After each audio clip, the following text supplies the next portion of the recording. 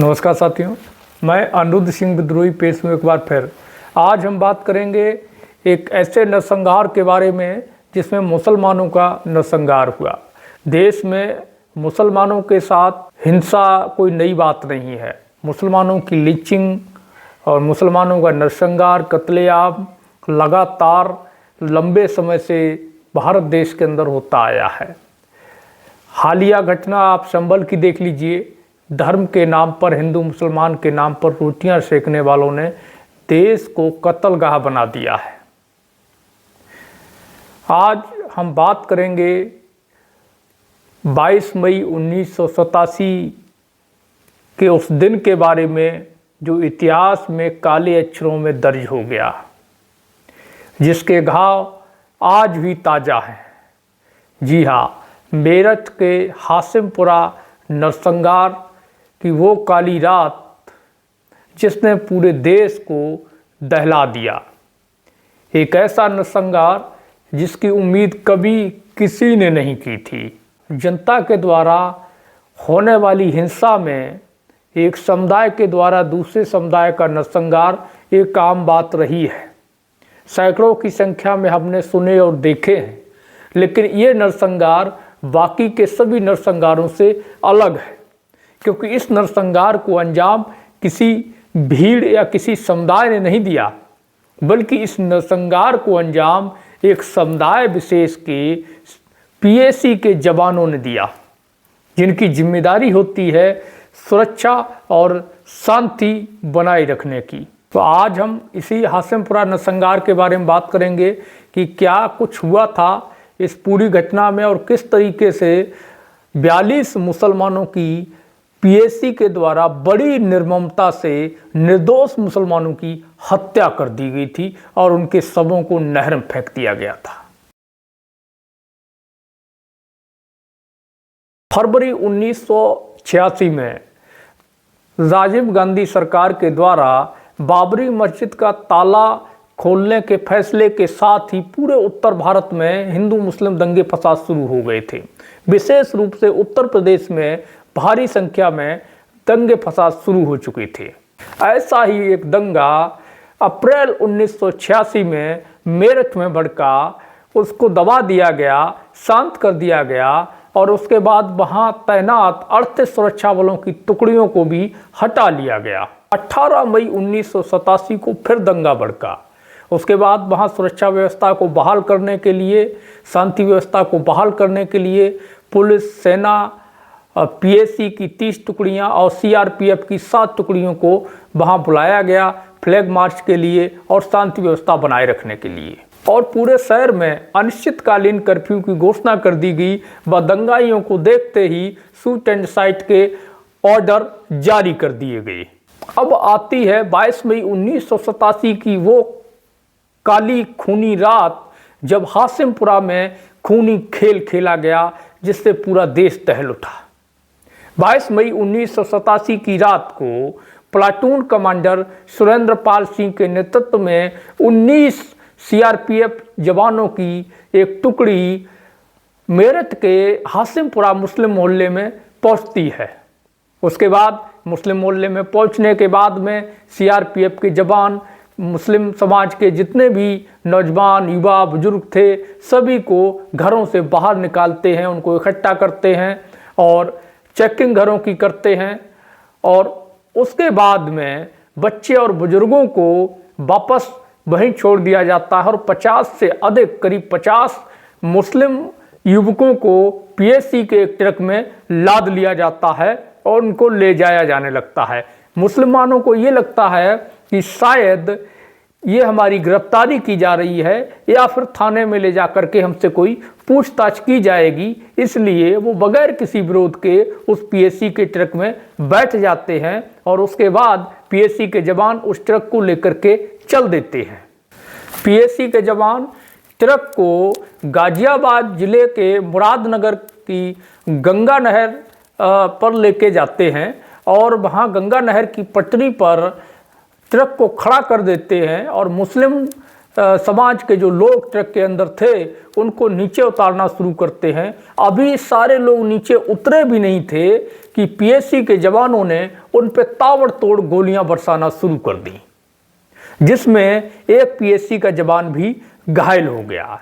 उसके बाद गोलियों की तड़तड़ाहट की आवाज़ सुन करके आसपास के गांव के लोग घरों से निकलने लगे और सड़कों पर आती जाती गाड़ियों की हेडलाइट्स में पकड़े जाने पहचाने जाने के डर से पीएसी के जवानों ने उन लाशों को वहां नहर में फेंक दिया और बचे हुए लोगों को, जिंदा बचे हुए लोगों को ट्रक में लाद करके दूसरी जगह चल दिए।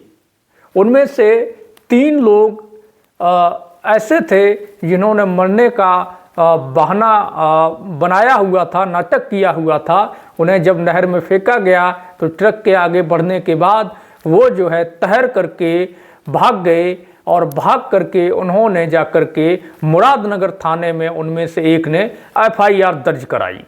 बचे हुए लोगों को गाजियाबाद के मकनपुर गांव के हिंडन नदी नहर ले जाया गया और वहां ले जा करके पीएसी के जवानों ने फिर उनको गोली मारी। जो नहीं उतरे उनको ट्रक के अंदर ही गोली मारी गई और फिर जो है उन लाशों को नहर में फेंक दिया गया। उनमें से फिर 2 लोग बच गए और वहां से भाग करके सीधा जो है थाने पहुंचे और थाने पहुंच करके एफआईआर दर्ज कराई। पूरे घटना की जानकारी थाने में पुलिस को दी। जब लिंक रोड पुलिस थाने और मुरादनगर थाने में बचे हुए लोगों की तरफ से एफआईआर दर्ज कराई गई तो पुलिस जो है दोनों घटना स्थलों पर पहुंची और उन लाशों को निकाला गया, नहर से खोजबीन की गई और उनको पोस्टमार्टम के लिए भेजा गया। उसके बाद 30 मई 1987 को प्रधानमंत्री राजीव गांधी और तत्कालीन मुख्यमंत्री वीरभद्र सिंह ने दंगा प्रभावित क्षेत्रों का और गांव का दौरा किया और अधिकारियों को गिरफ्तारी के आदेश दिए, कार्रवाई के आदेश दिए। जिन लोगों ने हत्याएं की थी, जिन लोगों ने दंगा किया था, उनको लेकर के कमेटी का गठन किया गया। सच्चर कमेटी बनी और सच्चर कमेटी ने अपनी रिपोर्ट पेश की। उसके बाद सीबीसीआईडी जांच के दौरान लिंक रोड पुलिस स्टेशन के प्रभारी उप निरीक्षक वीरेंद्र सिंह ने कहा कि घटना के बारे में जानकारी मिलने पर वह हिंडन नहर की ओर गए, जहां उन्होंने एक पीएसी ट्रक को साइड से वापस जाते हुए देखा। जब उन्होंने ट्रक का पीछा किया तो उन्होंने देखा कि ट्रक पीएसी की 41वीं बाहिनी शिविर में प्रवेश किया है। विभूति नारायण राय जो पुलिस अधीक्षक गाजियाबाद थे और नसीम जैदी जिला मजिस्ट्रेट गाजियाबाद भी 41वीं बाहिनी पहुंचे और वरिष्ठ पीएसी अधिकारियों के माध्यम से ट्रक का पता लगाने की कोशिश की, लेकिन कोई फायदा नहीं हुआ। सीबीसीआईडी ने अपनी रिपोर्ट में पीएसी और पुलिस विभाग के 37 कर्मचारियों के खिलाफ मुकदमा चलाने की सिफारिश की और 1 जून 1995 को सरकार ने उनमें से 19 के खिलाफ मुकदमा चलाने की अनुमति दे दी। इसके बाद 20 मई 1997 को मुख्यमंत्री मायावती ने शेष 18 अधिकारियों के खिलाफ मुकदमा चलाने की अनुमति दे दी। उसके बाद सभी पर मुकदमा चला, लंबे समय तक कार्रवाई चलती रही और फिर अंततः 21 मार्च 2015 को दिल्ली के 30 हजारी डिस्ट्रिक्ट कोर्ट ने सभी 16 आरोपियों को सबूतों के अभाव में बाइज्जत बरी कर दिया। ये मुकदमा आगे बढ़ा और 31 अक्टूबर 2018 को दिल्ली उच्च न्यायालय ने 16 पीएसी के जवानों को आरोपी पाते हुए उनको आजीवन कारावास की सजा सुनाई और ये इस तरीके से 32 साल बाद इस मामले में पीड़ितों को न्याय मिला।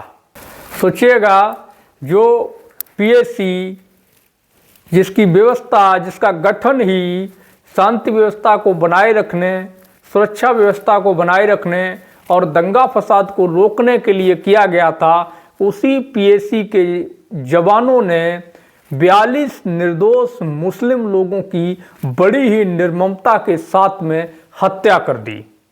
ये अपने आप में अपने तरह का एक अलग और पहला मामला था जब सेना के द्वारा किसी समुदाय विशेष के सैनिकों के द्वारा दूसरे समुदाय के निर्दोष लोगों की इतनी बड़ी संख्या में और इतनी निर्ममता के साथ में हत्या की गई, उनका नरसंहार किया गया। आप सोचिए, देश में आए दिन मुस्लिमों के ऊपर हमले होते हैं, लिंचिंग होती है, धर्म के नाम पर उनको टारगेट किया जाता है, कपड़ों के नाम पर, टोपी के नाम पर। अब बड़े बड़े नेता भी मंचों से कहते हैं कि कपड़ों से पहचानो, कपड़ों से पहचानो। तो ये पूरा जहर जो घोला गया है धर्म के नाम पर जो नेता हैं उनके द्वारा, ताकि वो अपनी राजनीतिक रोटियां सेक सकें। और कमाल की बात यह है कि हाशिमपुरा के जो लोग मारे गए, उन लोगों को कभी भी अंदेशा नहीं था कि उनके साथ ऐसा हो सकता है। लेकिन पीएसी के धर्मवीरू संप्रदाय विशेष के जवानों ने अपने धर्म, अपने फर्ज का पालन न करते हुए उन्होंने अपने कथित धर्म का पालन किया और अपने कथित धर्म की आड़ लेकर के एक दूसरे धर्म के प्रति नफरत की मानसिकता को उजागर करते हुए उस संप्रदाय के, उस समुदाय के 42 निर्दोष लोगों की निर्ममता से हत्या कर दी।